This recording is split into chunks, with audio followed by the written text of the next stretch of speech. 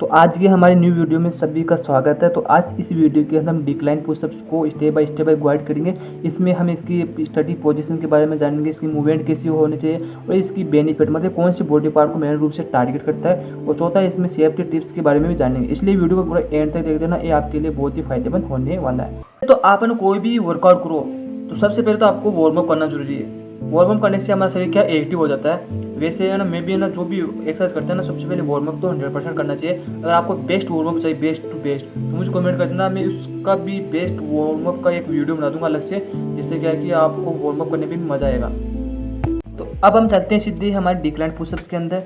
तो अब हम जानेंगे कि हमारी डिक्लाइन पुशअप्स की स्टार्टिंग पोजीशन कैसी होती है, मतलब इसमें किसके साथ रहनी चाहिए हमको। तो कोई स्टार्टिंग पोजीशन में इसके लिए आप कुर्सी, टेबल या फिर चारपाई, माचा, इन तीनों में से किसी के साथ ले सकते हो।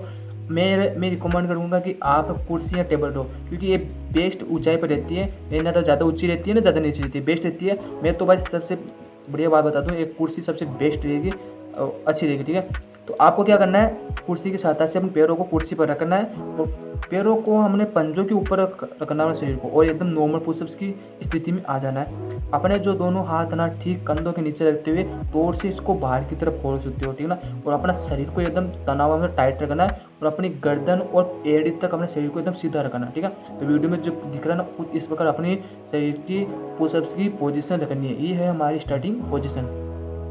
आप सांस भरते हुए धीरे धीरे जमीन की तरफ आइए। अपनी कोहनियों को ज़्यादा बाहर की तरफ ना फैलाए, उनको पीछे की तरफ रखिए और शरीर के पास में रखिए थोड़ा बहुत, ठीक है। और अपनी आंखों का कॉन्टेक्ट जमीन की तरफ रखना है।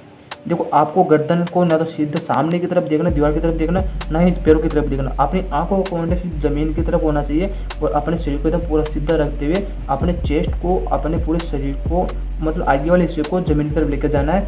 और ज़मीन के नीचे जाने के बाद दोबारा ऊपर आना है। जब ऊपर आओ तो सांस को क्या करना है, बाहर की तरफ छोड़ना है, और ऊपर आओ तो अपने हाथों की पूरी ताकत लगा के ऊपर आने की कोशिश करना है, ठीक है।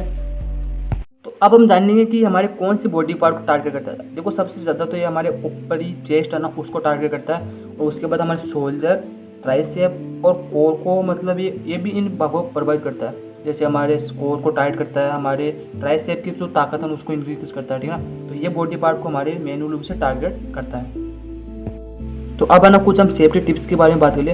अपने पैरों को ज़्यादा ऊंचाई पर ना रखें, उनको एकदम फिक्स ऊंचाई पर रखें, एकदम मतलब सही ऊंचाई पर रखें, ज़्यादा ऊंचाई पर न रखें। पीठ को ज़्यादा झुके नहीं थे और न ही गर्दन को ज़्यादा झुकने देना है। तीसरी बात है कि श्वास की गति पर पूरा ध्यान रखना है। और चौथी बात यह है कि देखो, शुरुआत में बहुत ज़्यादा कठिन लग सकती है, क्योंकि अपना जो शरीर का पूरा भार है ना अपने हाथों पर, अपने चेस्ट, अपने शरीर, अपने हाथों पर आ जाता है, भुजाओं पर आ जाता है। तो मैं आपको सबसे पहले ये एडवाइस दूंगा कि आप सबसे पहले नॉर्मल पुशअप्स को, उसमें रेपिटेशन बढ़े, उसको ज़्यादा से ज़्यादा करें।